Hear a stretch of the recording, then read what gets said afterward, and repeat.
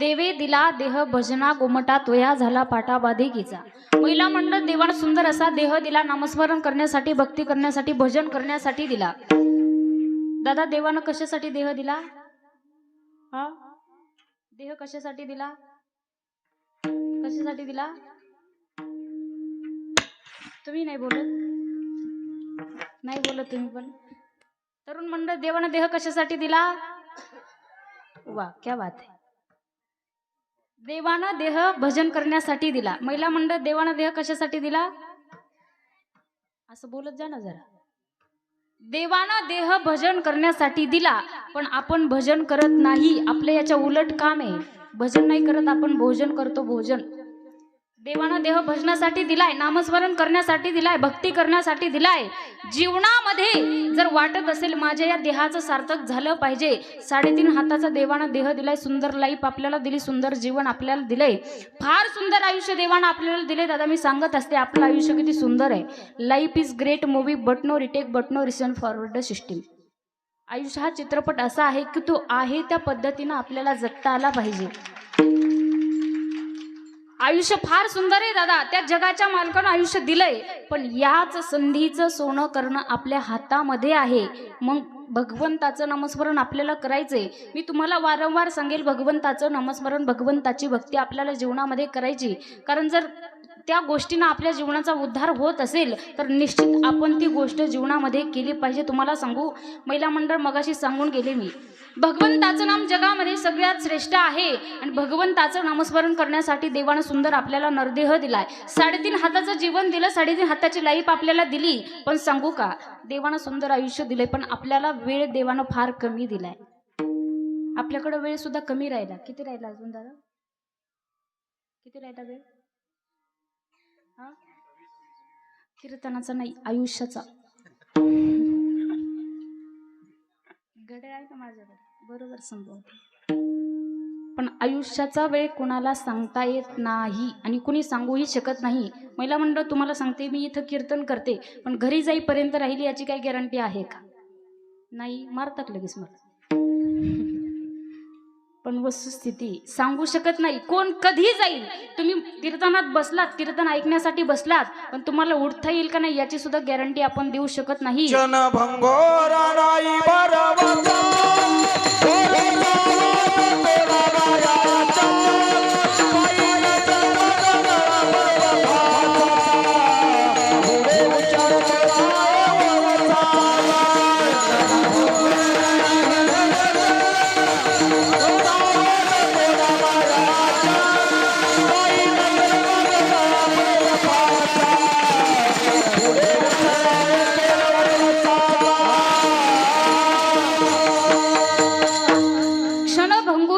भरवसा भारी सावध तोडा माया, अशा काही नचले मग गळा पडेल फासा। पुढे हुशार थोरा आहे ओळसा गा आणि राम राम स्मरा आधी। संत सांगतात अल्प आयुष्य मानवी देह, शत गणिले ते अर्धरात्र काय, मध्ये बालत्व पीडा रोग क्षय, काय भजनासी उरले ते पाहेगा आणि राम राम स्मरा आधी। दादा इथं बसलेल्या बऱ्याच लोकांना प्रमाण पाठ आहे, राम राम स्मरा आधी, राम राम स्मरा आधी, पण या प्रमाणाचा विचार आपण जीवनात कधी केलाय का? संतांनी सांगितलं भजन अगोदर करायला, नामस्मरण अगोदर करायला, मग कशाच्या अगोदर करायचं? जेवण करण्याच्या अगोदर, आंघोळ करण्याच्या अगोदर, गाडीवर बसण्याच्या अगोदर किंवा बाहेर फिरायला जाण्याच्या अगोदर। कशाच्या अगोदर नामस्मरण करायचं? मी शतकोटी वाचत असताना माझ्या वाचनात एक सुभाषित आलं होतं। ते सुभाषित आपल्याला सांगतंय की भगवंताचं नामस्मरण कशाच्या अगोदर करायचं। सुभाषित असं आहे, शतम विहाय भोक्तव्यम सहस्रम स्नान माचरे, लक्षम विहाय दातव्यम कोटिम त्यक्त्वा हरिम भजे। 100 कामं सोडायची। महिला मंडळ सुभाषिताचा अर्थ फार गोड आहे। 100 कामं सोडायची, अगोदर जेवण करून घ्यायचं। 100 सोडायची, जेवण करायचं। 1000 कामं सोडायची, अगोदर स्नान करून घ्यायचं। 1,00,000 कामं सोडायची, अगोदर दान धर्म करून घ्यायचा आणि कोटी कामं सोडायची, अगोदर भगवंताचं नामस्मरण करून घ्यायचं। म्हणून राम राम स्मरा आधी। जीवनामध्ये भगवंताचं नामस्मरण, भगवंताची भक्ती जर तुम्ही मी जीवनामध्ये जर केली तर नक्की समजावं आपण आपल्या हिताच्या ठिकाणी जागे आहोत. पण महिला मंडळ तुम्हाला सांगू, भगवंताचं नाम असं श्रेष्ठ आहे या जगामध्ये. प्रत्येकाच्या प्रारब्धामध्ये नाही, प्रत्येकाच्या नशिबामध्ये भगवंताचं नामस्मरण नाही. कदाचित लाख माणसातून कोणाला तरी एक जणाला ते प्राप्त होतं. आम्ही तर स्वतःला कधी कधी खूप भाग्यवान समजतो, कारण त्या जगाच्या मालकानं त्याचं नामस्मरण करण्यासाठी, त्याचं कीर्तन करण्यासाठी आम्हाला निवडलंय. प्रत्येकाच्या प्रारब्धामध्ये नाहीये, कारण आमचे संत फार गोड सांगतात. संतांनी एका भजनातून सांगितलंय, लाखों में किसी एको को चुनते हैं, लाखों में किसी एको को चुनते हैं, अंदर की आवाज को सुनते हैं, लाखों में किसी एको को चुनते हैं, अंदर की आवाज को सुनते हैं, बस याद कर फिर याद कर, बस याद कर फिर याद कर, ना यूं जीवन बर्बाद कर, बीते दिन लौट ना आएंगे, राधे राधे बोल श्याम आएंगे, आएंगे श्याम आएंगे, राधे राधे बोल श्याम आएंगे, आएंगे श्याम आएंगे, निकलेगा मेरी भक्ति का परिणाम, मेरे घर में आएंगे घनश्याम, निकलेगा निकलेगा निकलेगा मेरी भक्ति का परिणाम, मेरे घर में आएंगे घनश्याम, बस याद कर फिर याद कर, बस याद कर फिर याद कर, ना यूं जीवन बर्बाद कर, बीते दिन लौट ना आएंगे, राधे राधे बोल श्याम आएंगे, आएंगे श्याम आएंगे, राधे राधे बोल श्याम आएंगे, आएंगे श्याम आएंगे, लाखों में किसी एक को चुनते हैं,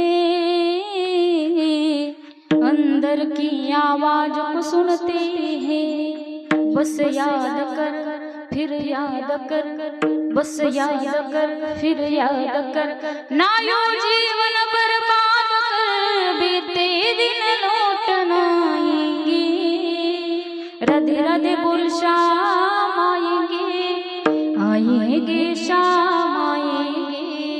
प्रत्येकाच्या नशिबात नाही, प्रत्येकाच्या प्रारब्धामध्ये भगवंताचं नामस्मरण नाही. म्हणून संत वारंवार आपल्याला जागवण्याचं काम करतात. आपोलिया हिता जो असे जागता, आणि धन्य माता पिता तयाचिया. आपण जर स्वतःच्या हिताच्या ठिकाणी जाग राहिलं तर धन्यता आपल्याला नाही, महिला मंडळ, धन्यता आपल्या आई वडिलांना दिली जाते. कारण धन्यता दिली कोणाला? धन्य त्याची माता, धन्य त्याचा पिता, धन्य त्याची माता, धन्य त्याचा पिता, धन्य त्याची माता, धन्य त्याचा पिता, धन्य त्याची माता, धन्य त्याचा पिता. साठविला दाता, साठविला दाता, त्रैलोक्याचा सावताचा कर, प्रेमाचे आगर, सावताचा कर, प्रेमाचे आगर, सावताचा कर, प्रेमाचे आगर, सावताचा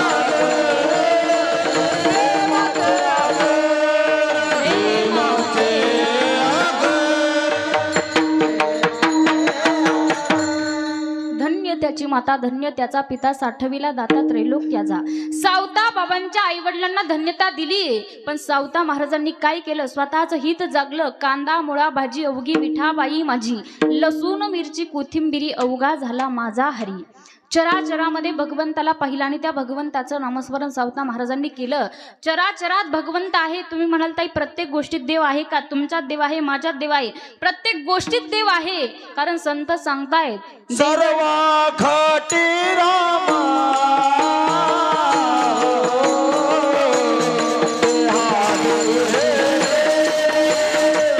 सर्व घटी